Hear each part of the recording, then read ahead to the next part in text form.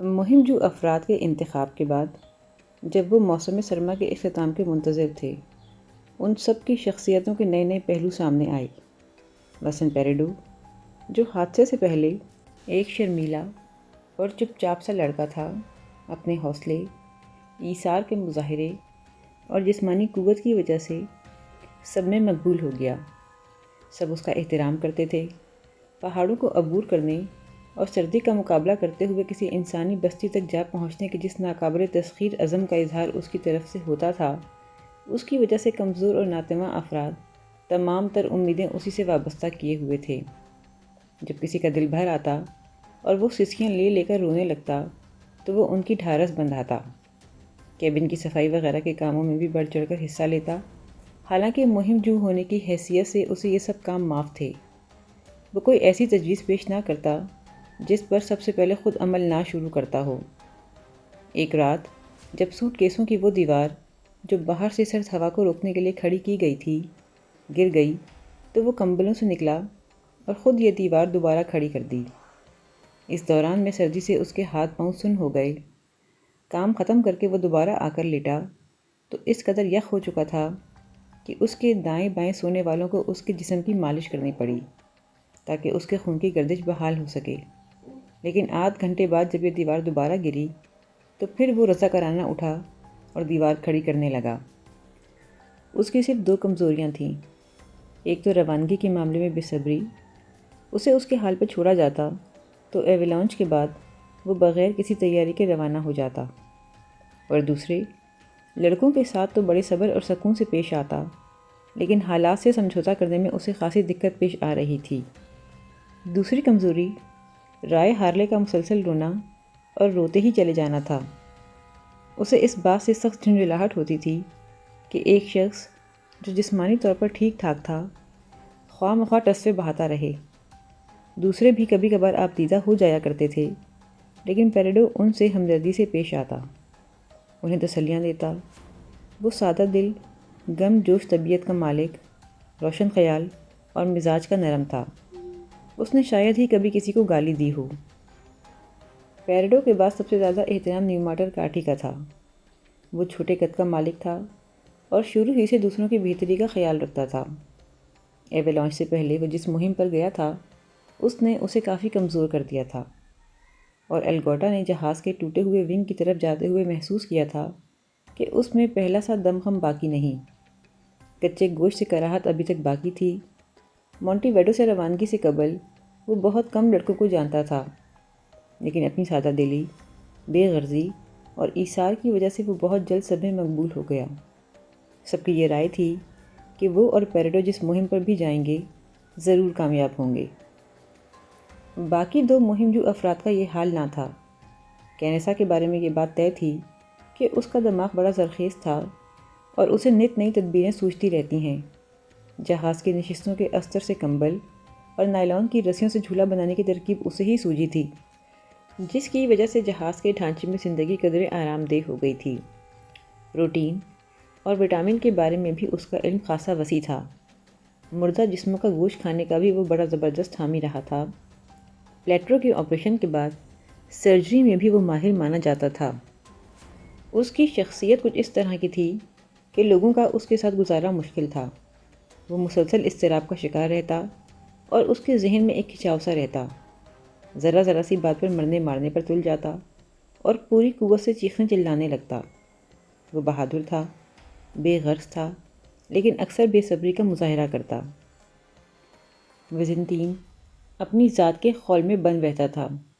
اس میں عزم تھا، حوصلہ تھا، اور اس کا مظاہرہ وہ آزمائشی مہم کے دوران میں کر بھی چکا تھا، لیکن جہاز میں واپسی کے بعد سے اس کی حرکتیں بچگانہ اور احمقانہ ہو گئی تھیں۔ وہ ہر ایک سے جھگڑتا، خاص طور پہ انسیارٹی اور الگوٹا سے۔ واحد کام جو وہ کرتا وہ برف پگھلانا تھا، وہ بھی صرف اپنے لیے۔ اس کے علاوہ وہ چھوٹے موٹے کام کرتا تھا، مگر صرف مہم پر جانے والوں کے لیے۔ اس نے نشستوں کے استر اکھاڑ اکھاڑ کر جانے والے افراد کے لیے دستانے نما کور بھی تیار کیے تھے۔ اسی طرح دھوپ کی اینکیں بھی بنائی تھیں۔ بابی فرینکوس عجیب شے تھا۔ ایسا لگتا تھا جیسے اس میں زندہ رہنے کی کوئی جبلت سرے سے موجود ہی نہیں ہے۔ حادثے کے بعد وہ برف پر جا بیٹھا تھا اور بڑے اطمینان سے سگریٹ سلگا کر بولا تھا، برے پھنسے۔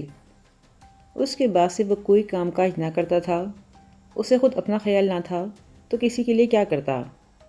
روانگی سے پہلے بھی وہ سست مزاج لڑکوں میں شمار ہوتا تھا۔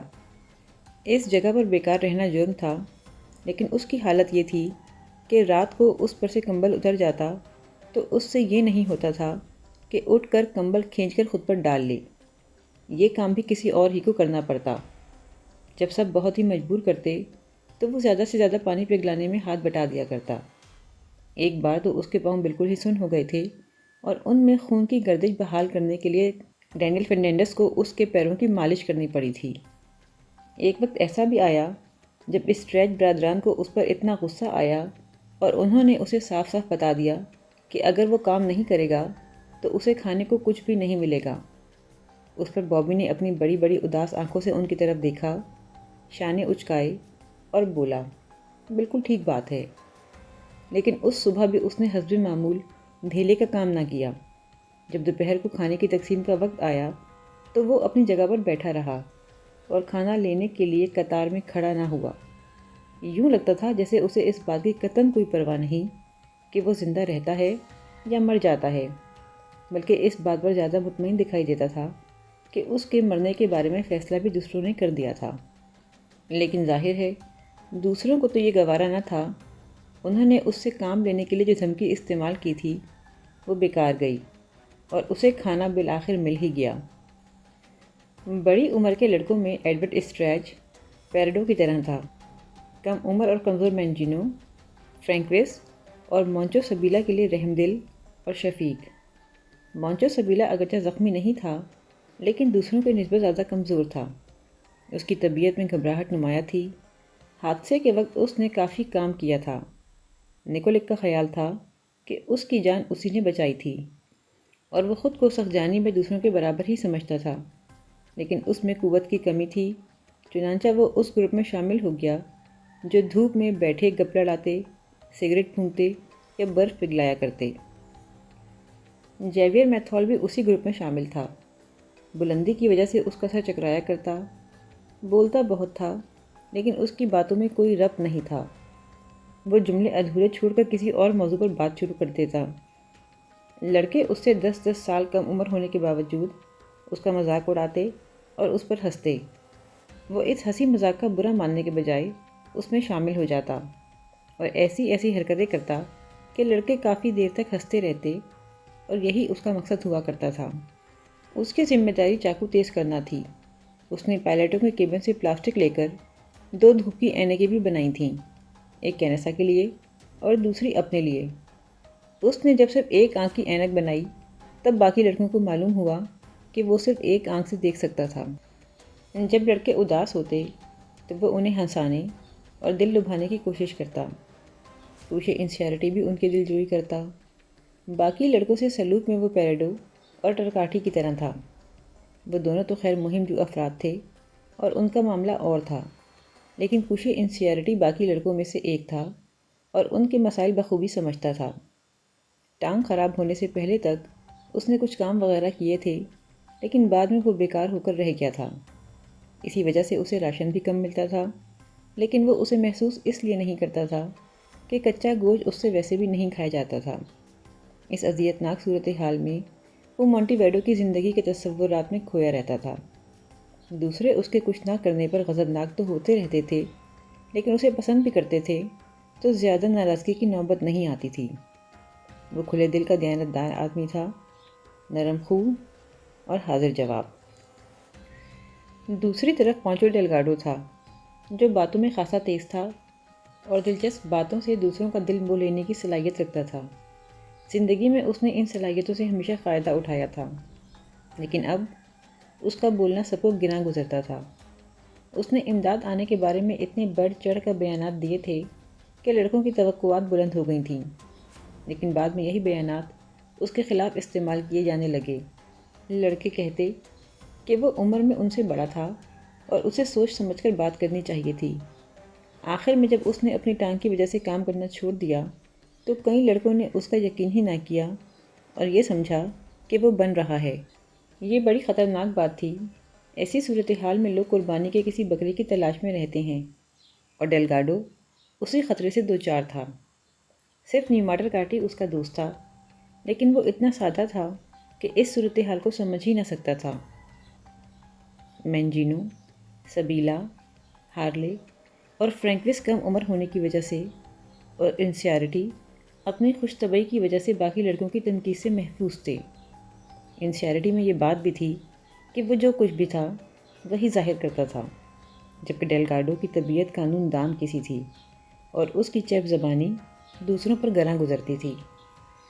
آزمائشی مہم کے بعد رائے ہارلے اور کارلیٹوس پیس بالکل ہی بدل گئی۔ رائے کی کارکردگی کارلیٹوس کی نسبت بہتر رہی تھی، لیکن آزمائشی مہم میں ناکامی کا اس کے ذہن پر گہرا اثر ہوا تھا۔ وہ سوچتا تھا کہ اس نے اپنے ساتھیوں کو مایوس کیا ہے۔ اس کی اگر ٹانگ بھی ٹوٹ جاتی تو شاید اسے اتنا دکھ نہ ہوتا جتنا اس مہم میں ناکامی پر ہوا تھا۔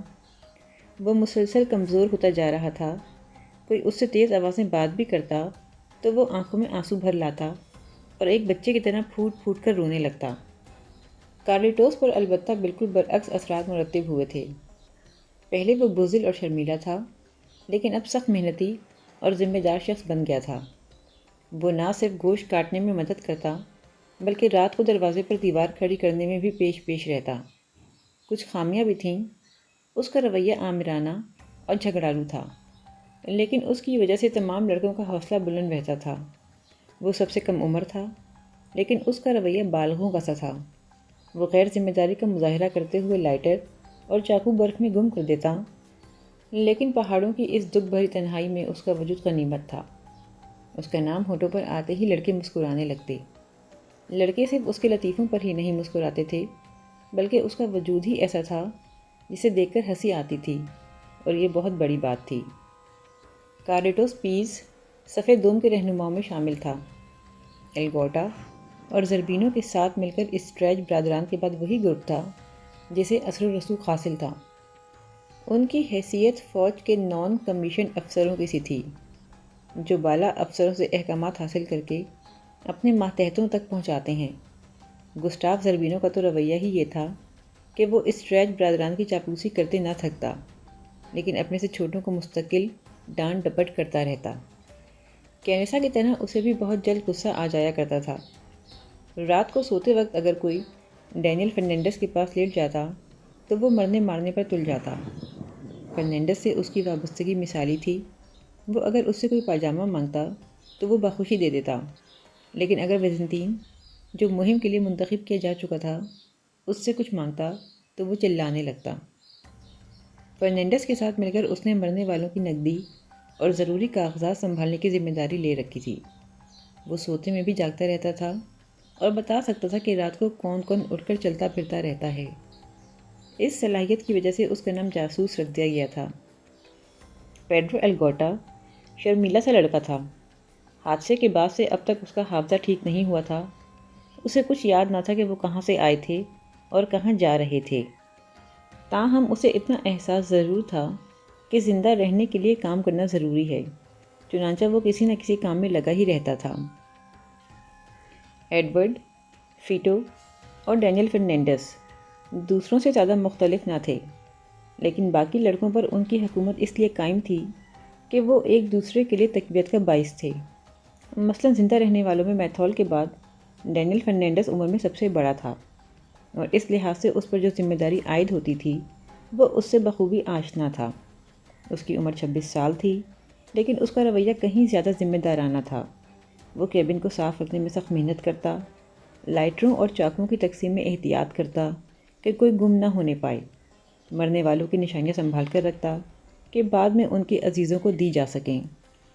جب بابی فرینکوس کے پاؤں سردی سے سن ہو گئے تھے تو اس نے ان کی مالش کی تھی، جس کے بدلے بابی نے وعدہ کیا تھا کہ مونٹی ویڈو جا کر وہ تمام عمر اس کا غلام بن کر رہے گا۔ اگرچہ فطری طور پر وہ کم گو تھا، لیکن کبھی کبھار کہانیاں سنا دیا کرتا تھا۔ اس میں ایک ہی کمزوری تھی کہ اس کی جسمانی قوت اس کے ارادوں کا ساتھ نہ دیتی تھی۔ ایڈورڈ اسٹریچ کو اس کے جسے اور ڈیل ڈول کی وجہ سے جرمن کا لقب ملا تھا، لیکن رویے میں وہ باقی بھائیوں کی نسبت زیادہ شستہ اور نرم خو تھا۔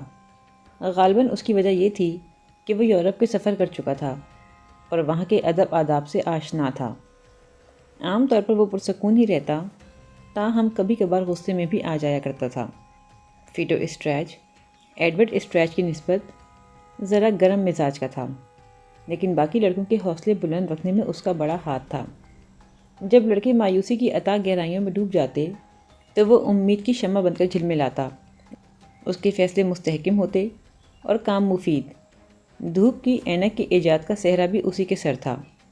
ان کے درمیان جو نظام عمل طے پا گیا تھا ٹھیک ٹھاک چل رہا تھا۔ جیسے امریکہ کے دستور میں توازن ہے، اسی طرح اس نظام میں بھی توازن تھا۔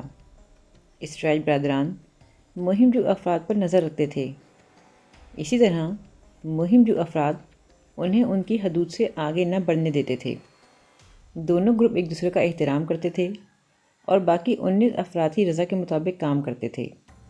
صرف 2 افراد ایسے تھے جو اپنے زخموں کی وجہ سے کسی بھی گروپ کا ساتھ نہ دے سکتے تھے۔ یہ تھے رفائل ایشفرین اور آرتورونو گویرا۔ وہ دونوں اس جھولے پر سوتے تھے جو کینیسا نے بنایا تھا، اور شاذ و نادر ہی جہاز سے باہر آتے تھے۔